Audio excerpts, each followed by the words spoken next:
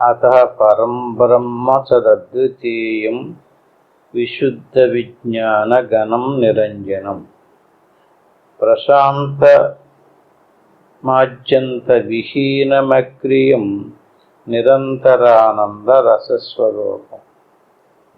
ఆత్మ అనేటువంటిది ఎలాంటిదో ఈ శ్లోకంలో అతః పరం బ్రహ్మ సదద్వితీయం అంటే రెండవ పదార్థం కానటువంటి రెండో వస్తువు కానటువంటి వస్తువు ఆత్మ లేక పరమాత్మ లేక బ్రహ్మము. ఇది విశుద్ధ విజ్ఞాన గణం నిరంజనం. అందులో ఏ రకమైనటువంటి మలినము లేనటువంటి విశుద్ధమైనటువంటిది. అంటే మన స్వరూపంలో ఆత్మలో మనసు ప్రవేశించింది. మనసులో అనేకమైనటువంటి మలిన భావాలు ప్రవేశించింది. అంచేత మనసుని తీసేస్తే శుద్ధం, మనసు ప్రవేశించితే మలినం. అంచేత విశుద్ధ విజ్ఞాన అంటే మనసుకి రెండు లక్షణాలు ఉన్నాయి, మలినము ఉంది, జ్ఞానము కూడా ఉంది. ఆ మాలిన్యాన్ని తీసేస్తే జ్ఞానం విజ్ఞానం అవుతుంది. మాలిన్యం ఉన్నంతసేపు జ్ఞానం అంటున్నాము, అందులో ఉన్నటువంటి మాలిన్యాన్ని తొలగితే విజ్ఞానం. విశుద్ధ విజ్ఞాన గణం పదే పదే పదే చెప్పుకుంటున్నాం. మనం మన స్వరూపంలో ఉన్నటువంటి ఆత్మస్వరూపం వల్లే మనకి జ్ఞానం ఉంది. నేనున్నానన్నటువంటి తెలివి ఎక్కడిది, నేనున్నానన్నటువంటి జ్ఞానం ఎక్కడిది? మన స్వరూపంలో. అటువంటి మన స్వరూపంలో ప్రవేశించినటువంటి ఏ అనాత్మ వస్తువు యొక్క భావాలు అయితే ఉన్నాయో అవి మన స్వరూపాన్ని కట్టి మరుగుపరిచి అదే మన స్వరూపం అన్నట్టుగా చూపెడుతుంది. అంచేత అది మనకు తెలియాలంటే మనసును శుద్ధం చెయ్యాలి. మనసులో ఉన్నటువంటి మాలిన్యాన్ని త్యాగశిక్షంగా తెలుగుగా తొలగించుకోవాలి. ప్రశాంత మాధ్యంతం అంటే ఏ కొంచెం ఉండినా సరే పక్కదారి పట్టదు. మనసులో ఏ రకమైనటువంటి మాలిన్యం ఉన్నా సరే ఉన్న వస్తువుని ఉన్నదన్నట్టుగా తెలియనివ్వదట. పూర్తిగా తీసేయాలి. పూర్తిగా తీసే ప్రశాంతమైపోతుంది. అలా కూర్చోక ఏమంటున్నాం మనం, అంత హాయిగా ప్రశాంతంగా అయిపోయింది, ఆనందంగా అయిపోయింది అంటున్నాం కదా. ప్రశాంత ఆద్యంతం విహీనం అక్రియం అంటే అక్కడ కదలిక ఉండదండి. శ్వాస ఆడటం కానీ మనసు అనుకోవడం కానీ ఏ రకమైనటువంటి అవయవాలు కానీ క్రియలు కానీ ఏమీ లేనటువంటి నిర్వికారపు స్థితే మన స్వరూపం.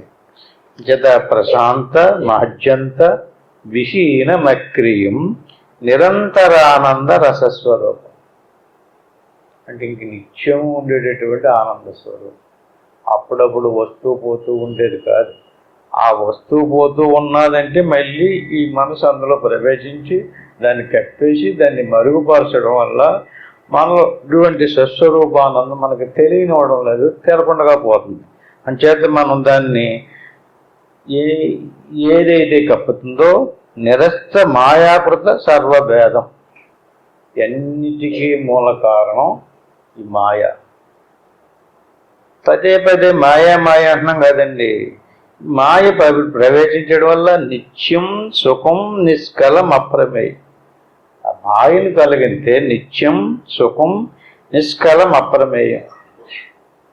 భ్రమలు అంటే ఇంతకు ముందే చెప్పుకున్నాం, అప్రమేయము లేక ప్రమేయము అంటే మనం ఏదైతే అనుకుంటున్నామో దానిని గమనిస్తూ ఉంటే భ్రమ. ఏది అనుకున్నామో ఆ ఆకారం మనసులోకి వచ్చింది, మనసు ధరించింది, అది మనం చూస్తున్నాం. అలాగే ఎలాంటి ఆకారం వచ్చినా సరే అప్రమ. నిష్కల అప్రమేయం ఏ భ్రమలో లేకుండా, ఏది కదపకుండా, ఏమీ రానివ్వకుండా ఉంటే నిత్యం సుఖం నిష్కలం అంటే ఏ కల్మషము లేనటువంటి నిర్మలమైనటువంటి స్థితి. అరూపం అవ్యక్తం అనాక్ష్యం అవ్యయం. అరూపము, రూపం అంటే ఆ ఉండకూడదు. ఏ రకమైనటువంటి రూపం ఉండినా సరే ఇప్పుడు చెప్పినటువంటి ఆ నిత్య సుఖం మనకు గోచరం కాదు, ఆత్మ సాక్షాత్కారం కాదు. ఎలాంటి రూపమైనా సరే అరూపం అవ్యక్త మనాక్ష అవ్యయం. ఎలాంటి స్వరూపం ఇది? అరూప, రూపములు కాదు. అవ్యక్తం, వ్యక్తం కాదు. అనాక్ష్యం, అవ్యయం అంటే అక్కడ లభించినటువంటి ఆ స్థితి ఏదైతే ఉందో వ్యయం కాదు. ఆ సుఖాన్ని, ఆ ఆనందాన్ని ఇంత అనిపించాం కనుక అయిపోద్దేమో అన్నటువంటి బాధ లేదు. అది నిత్య సుఖం, వ్యయం కానటువంటి అనంత సుఖం. జ్యోతిస్వయం కించిదిదం చకాస్తి, అదొక ప్రకాశ వస్తువు. అది నిజంగా అది మన స్వరూపం. సర్వవ్యాపకమైనటువంటి ఆ స్వరూపంలో మాయ ప్రవేశించింది. మాయ ఎంతవరకు ప్రవేశించిందో అంతవరకు ఉండేటువంటి ఆ పరమాత్మ స్వరూపానికి ఈశ్వరుడు అని పేరు. అంటే పరమాత్మకు ఉపాధి మాయ. అంటే బ్రహ్మమే మాయ ఎంతవరకు ఉందో అంతవరకు ఉండేటటువంటి ఆ బ్రహ్మమునకు మాయ ఉపాధి ఉంది కనుక పరమాత్మ అన్నారు. ఆ పరమాత్మతో కూడుకున్నటువంటి ఆ మాయ పరమాత్మ, ఆ మాయ యందు ప్రతిబింబించినటువంటి బ్రహ్మ ప్రతిబింబం, ఈ మూడింటికి ఈశ్వరుడు అని పేరు. అదే బ్రహ్మములో అవిద్య ప్రవేశించింది. అవిద్య ఎంతవరకు ప్రవేశించి ఆవహించిందో అంతవరకు ఉండేటువంటి ఆ బ్రహ్మమునకు ప్రత్యేగాత్మ అని పేరు. అటువంటి ప్రత్యేగాత్మ స్వరూపంలో మాయ ఆవహించి అవిద్య ఆవహించింది. అవిద్యలో బ్రహ్మం ప్రతిబింబించింది. అవిద్య, ప్రత్యేగాత్మ, అవిద్య యందు ప్రతిబింబించినటువంటి బ్రహ్మ ప్రతిబింబము, మూడింటికి జీవుడు అని పేరు. ఈ రకమైనటువంటి ప్రతిబింబం జ్యోతి స్వయం. ప్రతిబింబమేమో స్వయం కాదు. అంటే బ్రహ్మం యొక్క ప్రకాశం అవిద్యలోనూ మాయలోనూ ప్రతిబింబించడం వల్ల మనకు తెలివి వచ్చింది. దాన్ని జ్యోతి లేక స్వయం అంటారు. అది స్వయం జ్యోతి కాదు, ప్రతిబింబించడం వల్ల వచ్చింది. ఈ ప్రతిబింబం పోవాలి అంటే అవిద్య పోవాలి. అవిద్య పోతే ప్రతిబింబం లేదు. మాయపోతే అక్కడ ప్రతిబింబం లేదు. మాయా విద్యలను రెండూ తీసేస్తే ఇంక మిగిలింది కించిదిదం చకాస్తి. ఆత్మ పరమాత్మ రెండు ఒక్కటే. అంటే రెండు వస్తువులను చూపడుతుంది. ఒకటే బ్రహ్మము. ఆ ఒకే బ్రహ్మములో మాయ ప్రవేశించి ఆ మాయ ఉపాధిగా ఉండడం వల్ల దాన్ని పరమాత్మని, అవిద్య ఎంతవరకు ఉందో అంతవరకు ఉండదాన్ని ప్రత్యేగాత్మని. రెండు వస్తువులు చూపడుతుంది. బ్రహ్మం ఒకే బ్రహ్మము, ప్రత్యేగాత్మ పరమాత్మ. ఈ రెండు కాదు, రెండుగా చూపించడానికి గల కారణం మాయా విద్య. అంచేత ఎన్ని తెలివితేటలు ఉండినప్పటికీ, ఎన్ని క్రియలు ఆచరించినప్పటికీ కూడా ఈ సత్యం తెలియాలి అంటే మాయా అవిద్యల్ని రెండింటిని తీసేస్తే రెండు కాదు ఒకటే అనేటువంటి సత్యం మనకి తెలిసి వస్తుంది. దాన్నే వేదాంతాలలో మహావాక్యాల ద్వారా బోధించారు. ఆ శ్లోకాన్నే పోయిన వారం తత్వం పదాభ్యామభిధీయమానయో బ్రహ్మాత్మనోచ్యదితీయోర్య తీర్థం శ్రుత్వా తయోతత్వమచీదిశమ్య ఏకత్వమేవం ప్రతిపాద్యతే బుధే. అంటే ఈ విషయాన్ని సాందోగ్యోపనిషత్తు అనేటువంటి ఉపనిషత్తులో తత్వం పదాభ్యామభిధీయమానయో, అది రెండు కాదు నాయన, అది ఒక్కటే. ఆత్మ పరమాత్మ రెండు కాదు. ఒకే బ్రహ్మములో మాయా విద్యలు ప్రవేశించడం వల్ల ప్రత్యేగాత్మ పరమాత్మలుగా ఎడగొట్టి చూపెడుతుంది. ఎడగొట్టి చూపెట్టి మళ్ళీ ఆ ఎడగొట్టినటువంటి ఏ ఏ వస్తువులు ఎడగొట్టినాయో వాటిలో ఆ బ్రహ్మము యొక్క ప్రకాశం ప్రతిబింబించి ఎరుక ఏర్పడింది. దాన్ని తెలివి అంటారు, ఎరుక అంటారు, లేక శిధాభాష అంటారు. అటువంటి ఏదైతే ఉందది బ్రహ్మాత్మనో చోదితయోర్య తీర్థం. అది శోధించాలి, విచారణ చెయ్యాలి. ఏదో కేవలం రెండు ముక్కలు ఆలకించడమో రెండు శ్లోకాలు చదవడం వల్ల తెలియదు. చేత దీన్ని ఎలాగా ఈ పదాలను శోధించి బ్రహ్మము లేక ఆత్మ పరమాత్మ రెండు ఒకటే అనేటువంటి విషయాన్ని ఒకటే అని వేదం చెప్తుంది. మనకు ఒకటిగా కనిపించడం లేదు. దేవుడు వేరుగా కనిపిస్తున్నాడు, మనం వేరుగా కనపడుతున్నాం. మనకు అన్ని సమస్యలు, బాధలు, కష్టాలు కనపడుతున్నాయి. దేవుడికి ఏ కష్టాలు ఏ బాధలు లేవు. ఏ కష్టాలు ఏ బాధలు లేకపోవడానికి కారణం ఏంటి? ఆయన కూడా ఒక శరీరం ఎత్తి రమ్మనండి, అప్పుడు ఆయనకి తెలుస్తుంది. అంటే ఎవరికి శరీరం ఎత్తి వచ్చాడో వాళ్ళందరూ కూడా మళ్ళీ శరీరం రావాలంటే ఏమి రావాలి? చదవండి శాస్త్రాలని. శరీరం ఎత్తెచ్చినటువంటి వాళ్ళకి కష్టాలు లేవు, బాధలు లేవు. శరీరం లేకపోతే ఏ కష్టాలు. నువ్వు ప్రత్యేగాత్మ స్వరూపంగా ఉండు, ఏ బాధ లేదు. పరమాత్మ స్వరూపంగా ఉండు, ఏ బాధ లేదు. కానీ శరీరం తగిలించుకున్నాడా అంచేత విచారణ చేసి జీవుడికి దేవుడికి వేరు వేరని నువ్వు ఎంతవరకు నువ్వు భావనలో ఉంటావో అంతవరకు నీకు మోక్షం రాదు. ఇక వేదాంత విచారణ అంతా చెప్పేది ఏంటంటే నీకంటే దేవుడు వేరేగా ఉన్నాడనేటువంటి జ్ఞానం నీకు ఉండకూడదు. నువ్వు వేరు, దేవుడు వేరు. నువ్వు కర్మ చేస్తున్నావు. భగవద్గీతలు కూడా చెప్పారు, కర్మణ్యేవాధికారస్తే మా పాలేశ కదాచన. ఎవరి కోసం చెప్పినటువంటిది? ఇతను వేరు అనుకుంటున్నాడు కనుక, ఆయన వేరు అనుకుంటున్నాడు కనుక, ఇతనికి జ్ఞానం లేదు కనుక, ఇతను జ్ఞానం గెలగంచడం కోసం ఈయన ఇన్ని రకాలుగా కర్మలను చేసినటువంటి వాడి కర్మ ఫలాలు ఇస్తూ ఉన్నాడు. ఇక్కడ ఈ శాస్త్రంలోనే స్టార్టింగ్లోనే చెప్పారు చూడండి, ఏమని? మోక్షం పొందాలి అంటే ఏమి రావాలి?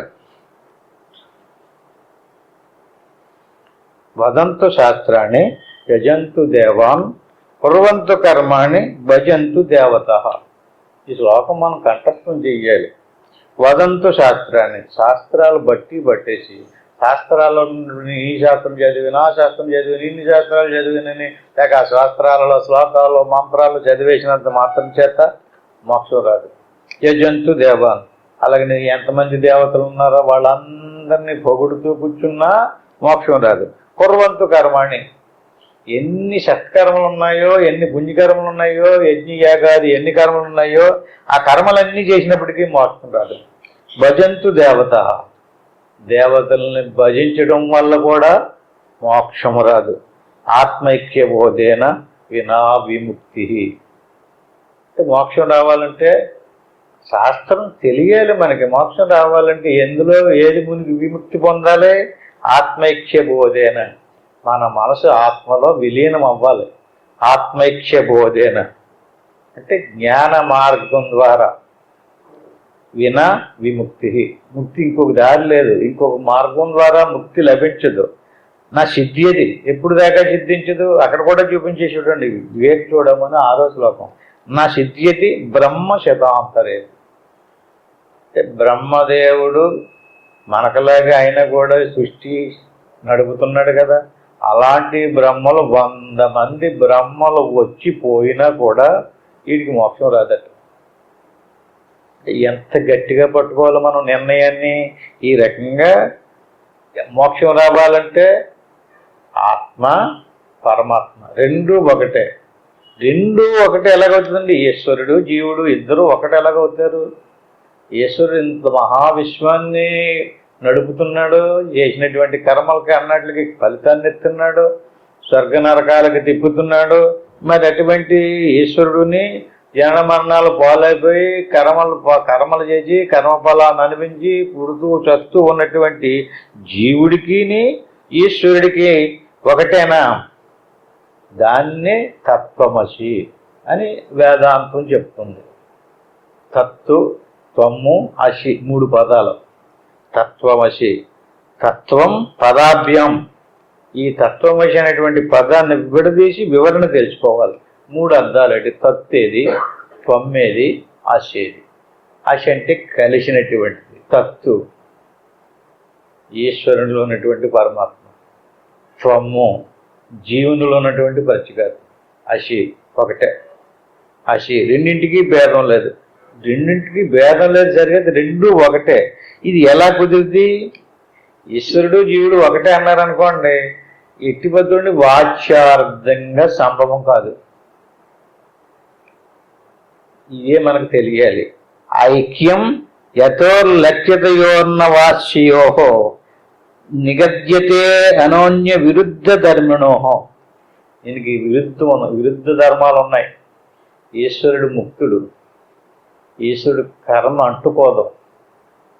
జీవుడు బద్ధుడు, జీవుడికి కర్మ అంటుకుంటుంది.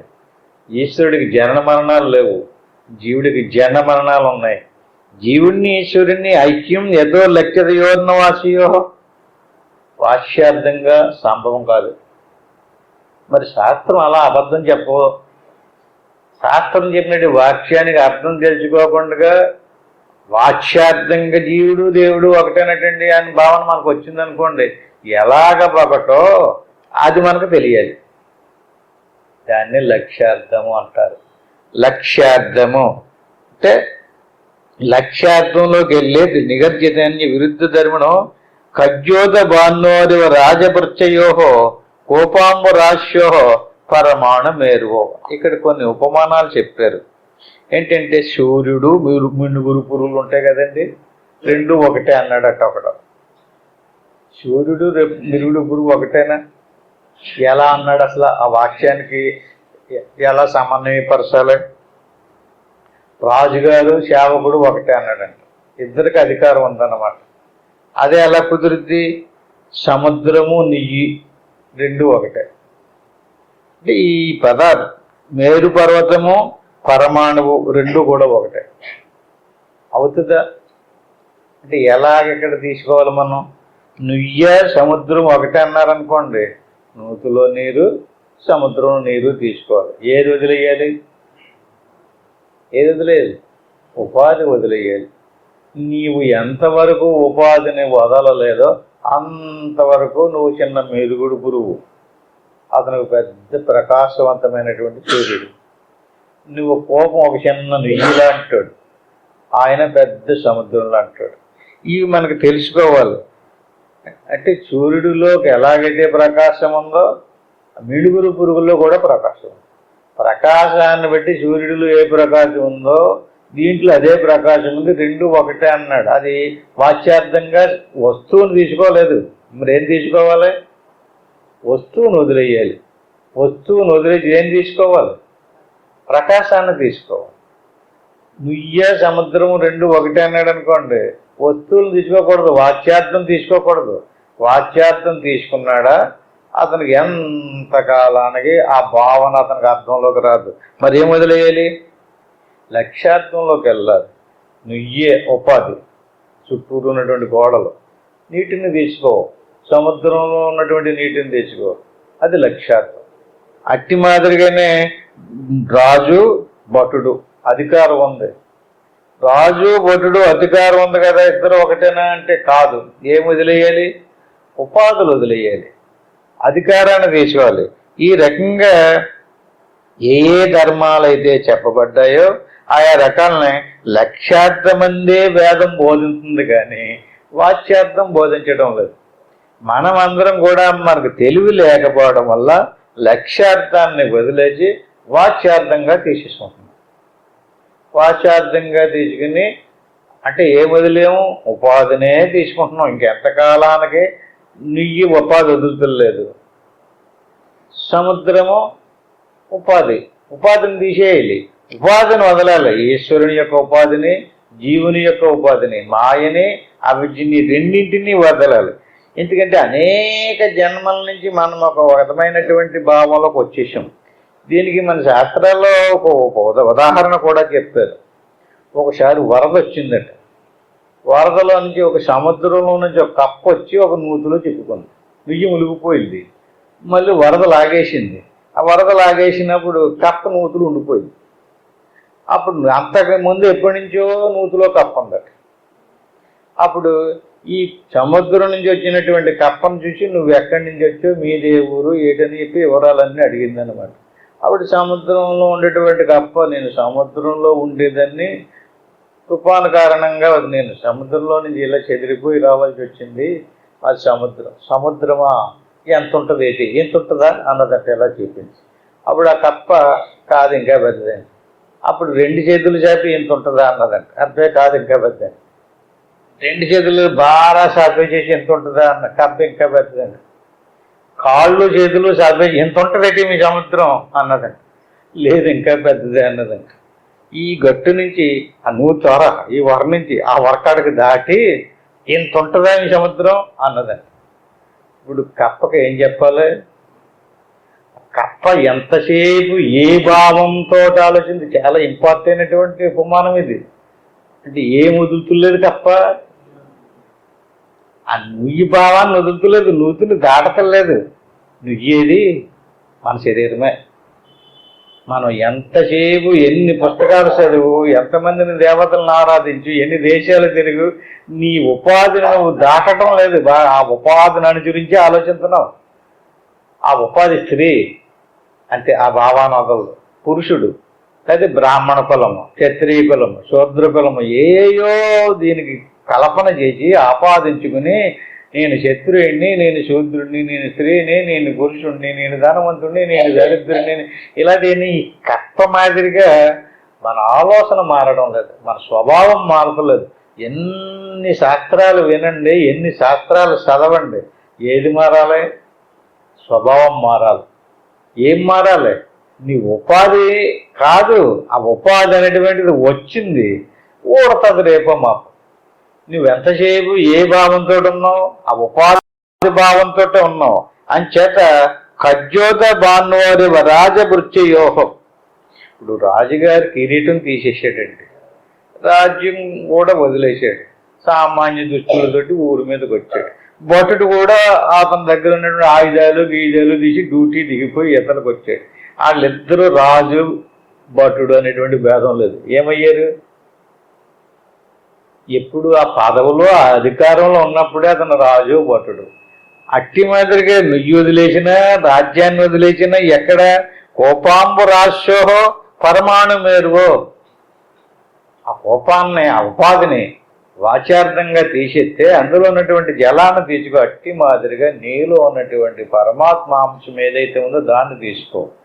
ఎంతసేపు పరమాత్మాంశాన్ని తీసుకోకుండా మన భావంలో ఎవరు నువ్వు అనగానే ఏ భావంతో మాట్లాడుతున్నామండి మనం?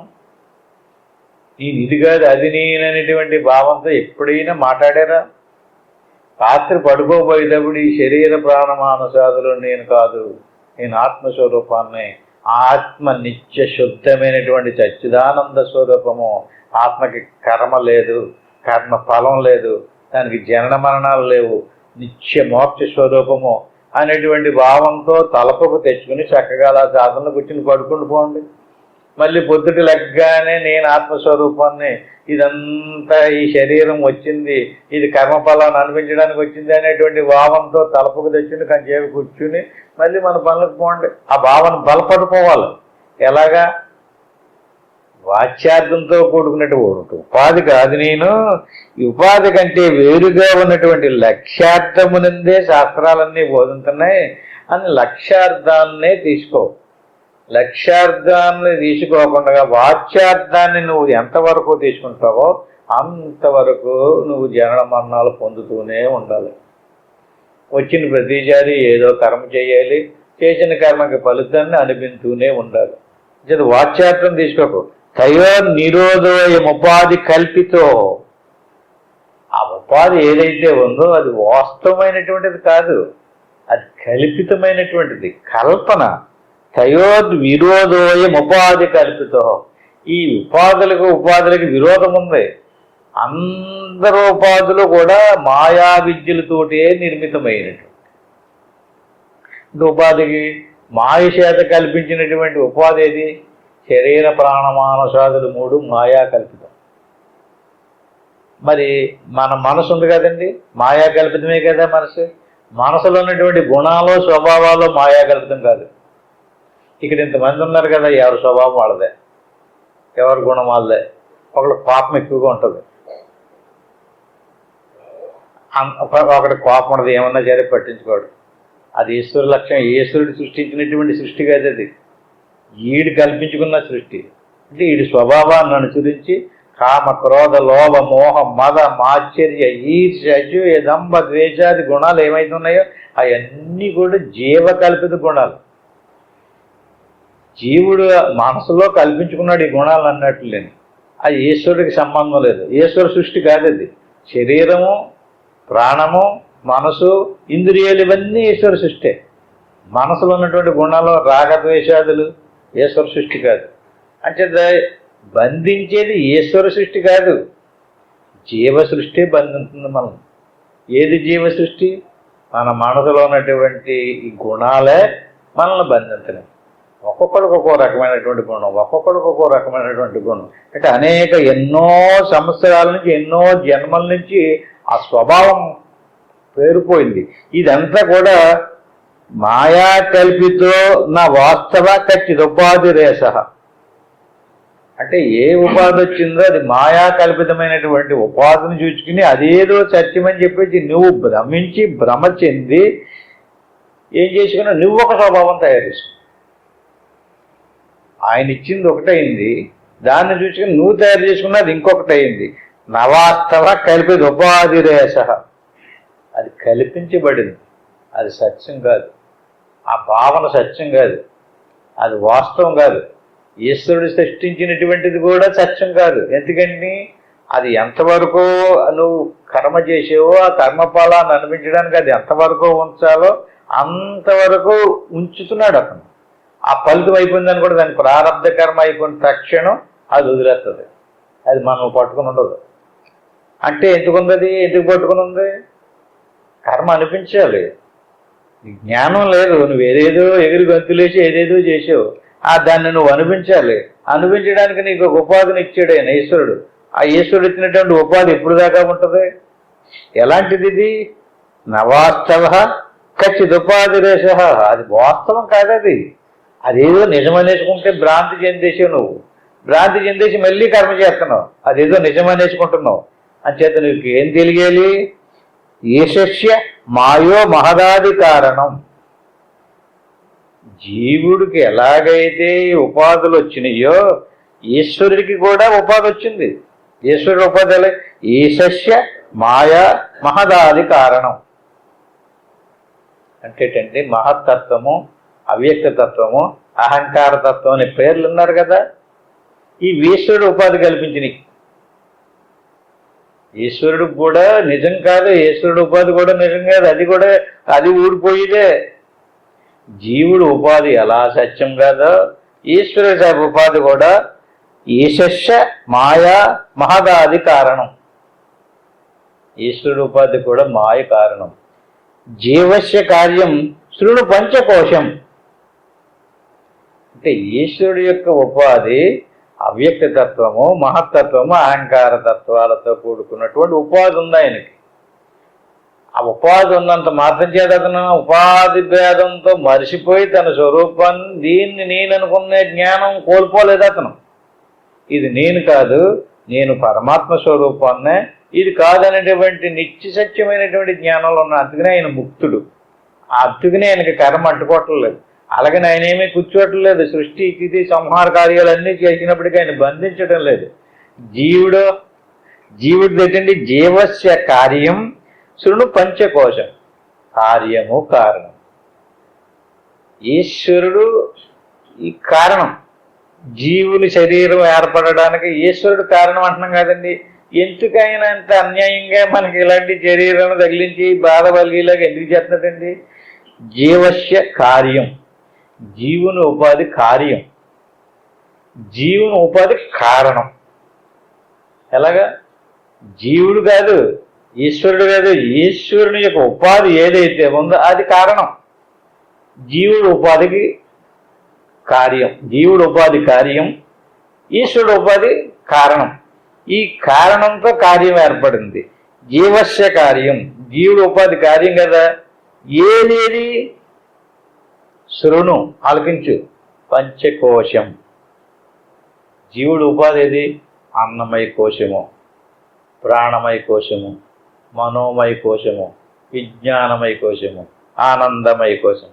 శృణు పంచకోశం. 5 కోశాలు కల్పించి లోపల దాచాడు.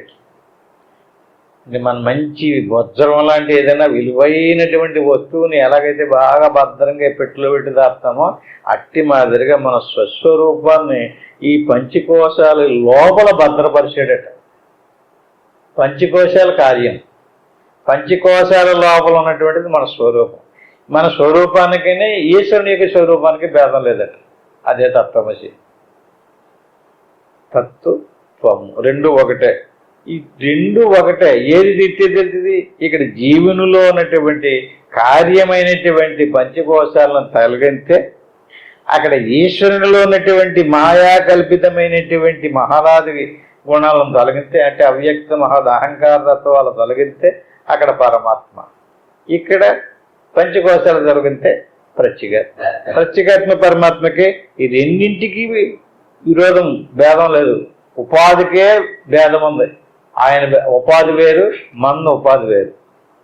ఈ రకంగా రెండింటినీ తొలగించుకున్నటువంటి వాడు ఏతా ఉపాధి పరజీవయోస్తయో సమ్యక్ నిరాశే న పరో న జీవ రాజ్యం నరేంద్రస్య భటస్య కేటక తయోరపోహేన భటో న రాజా. అంటే పదవున్నం చేపు భటుడు రాజుగారి దగ్గర భటుడు ఉన్నాడండి. రాజుగారి దగ్గర భటుడు భయభక్తులతో ఉండాలి కదా.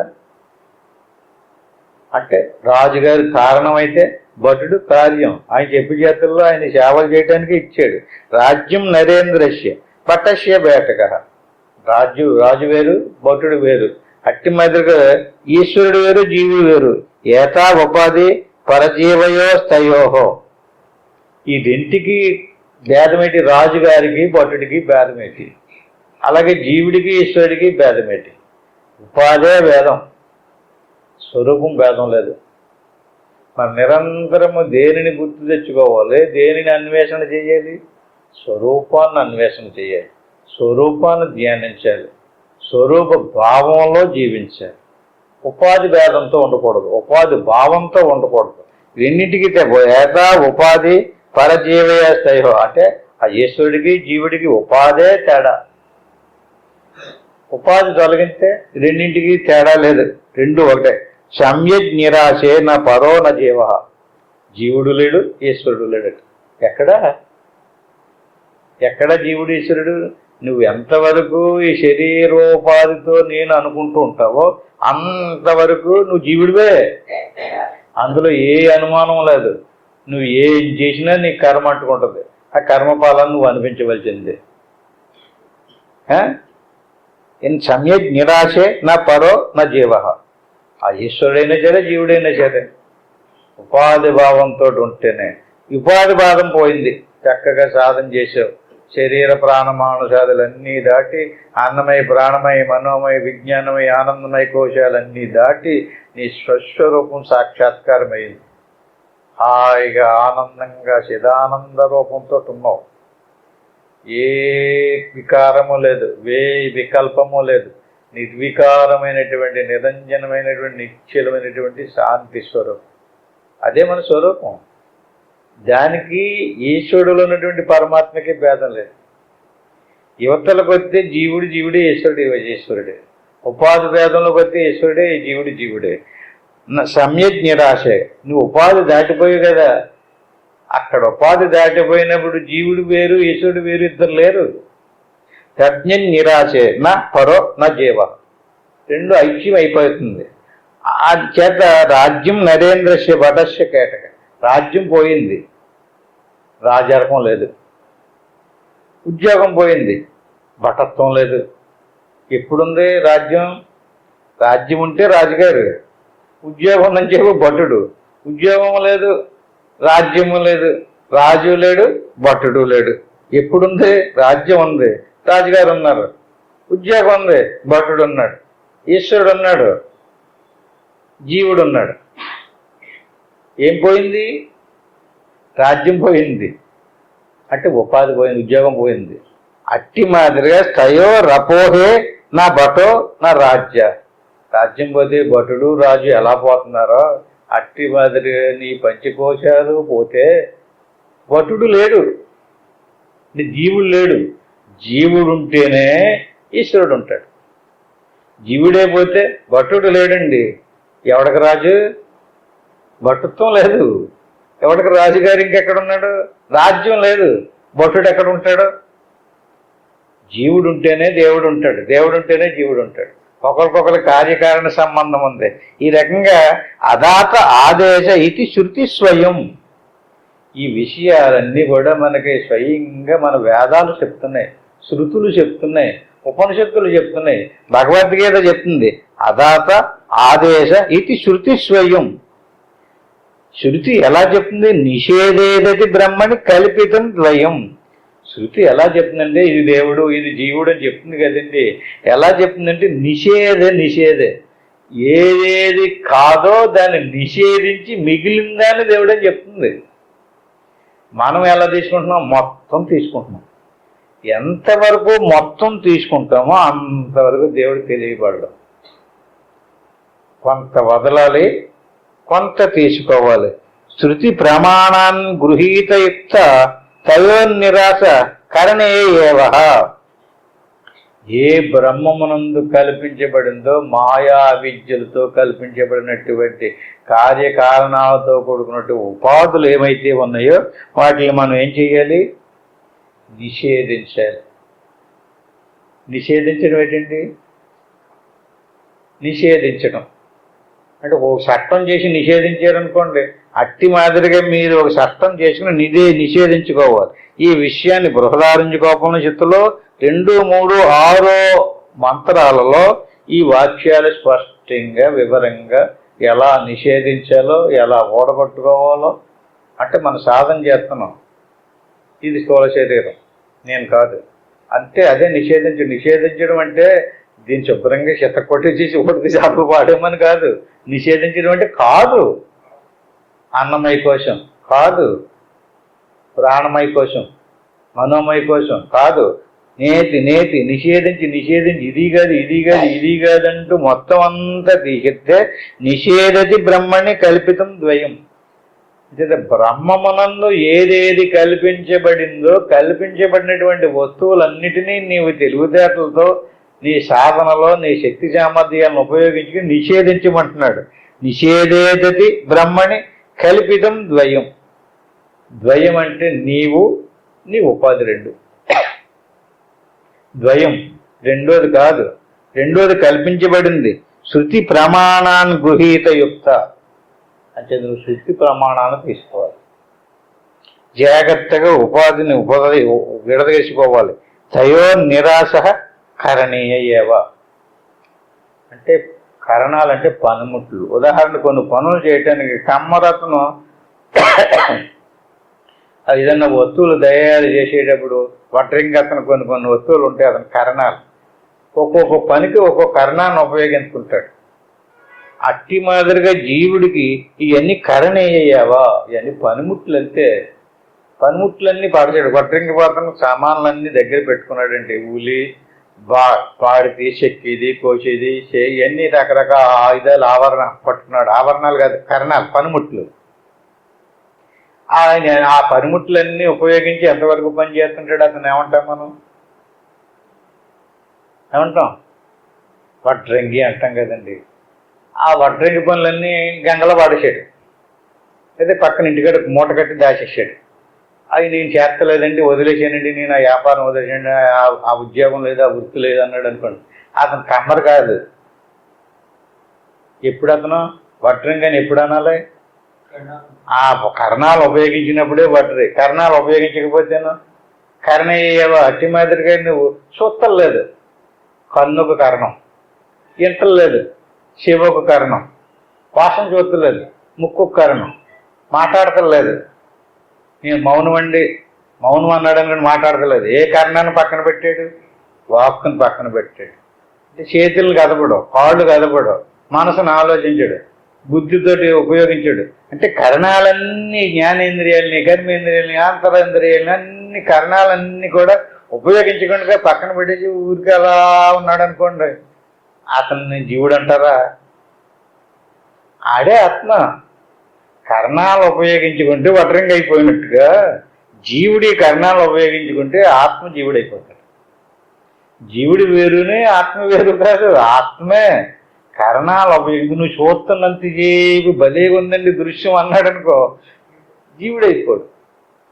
వింటున్నాడు కదా, మాట్లాడుతున్నాడు కదా.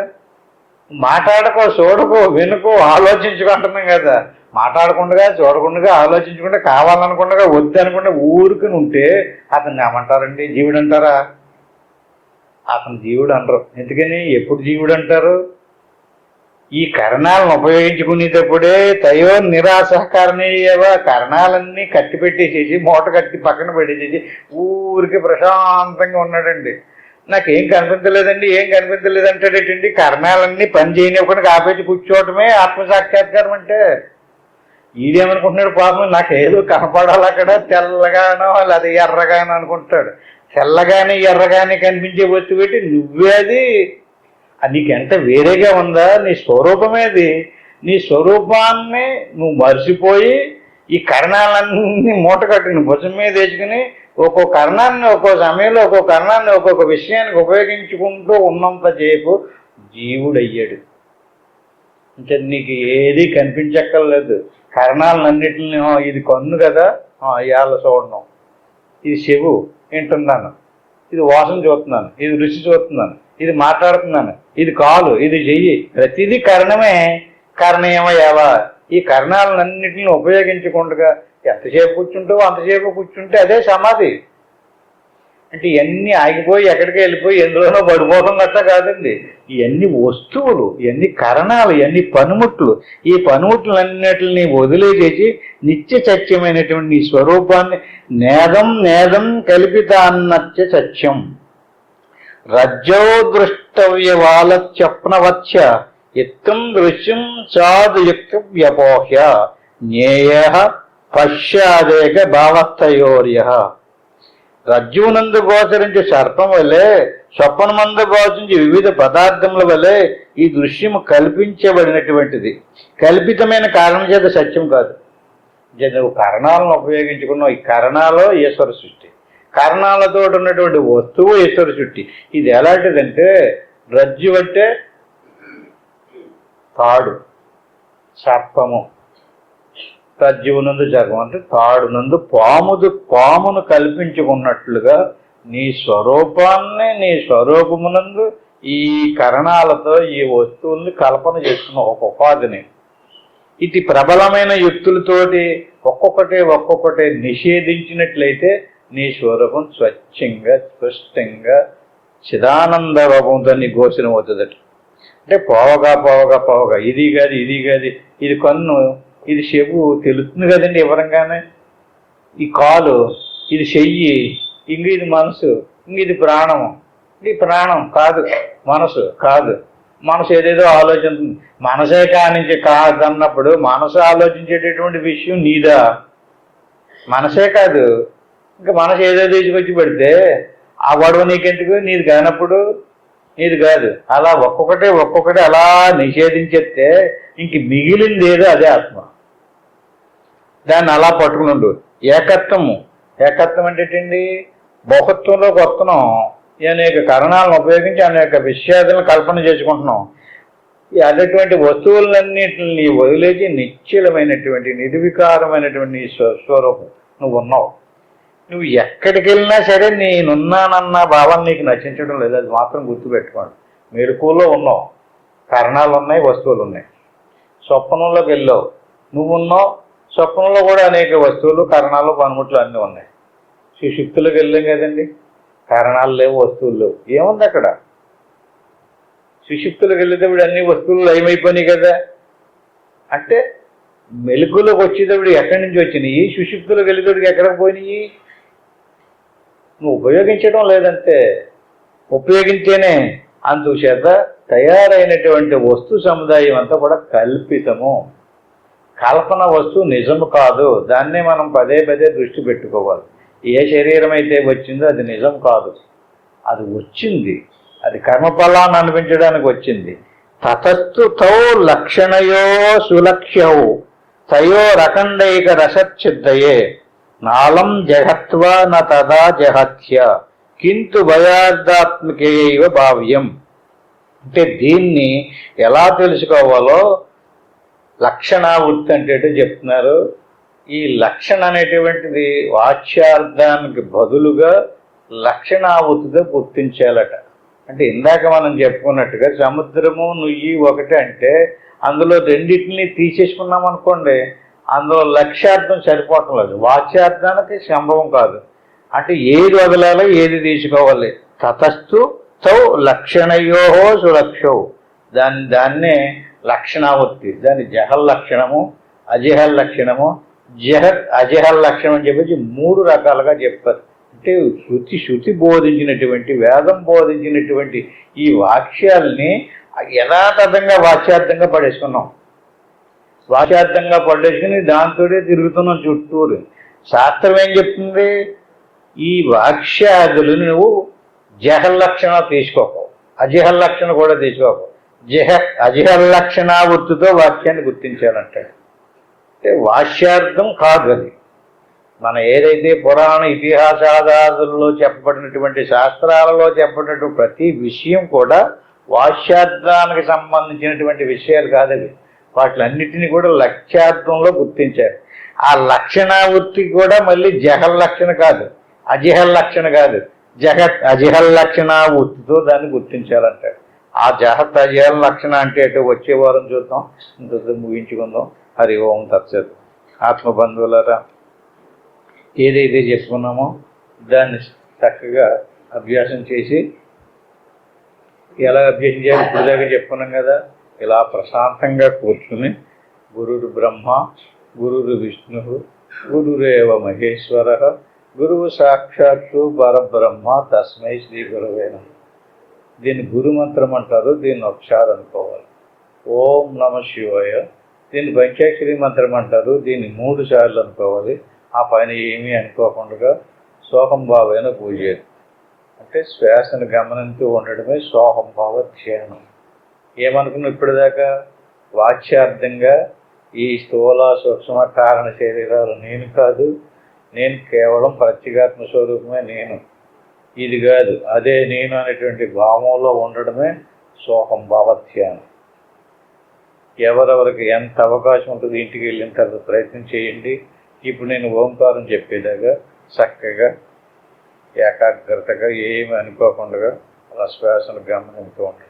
ఓం తత్సత్.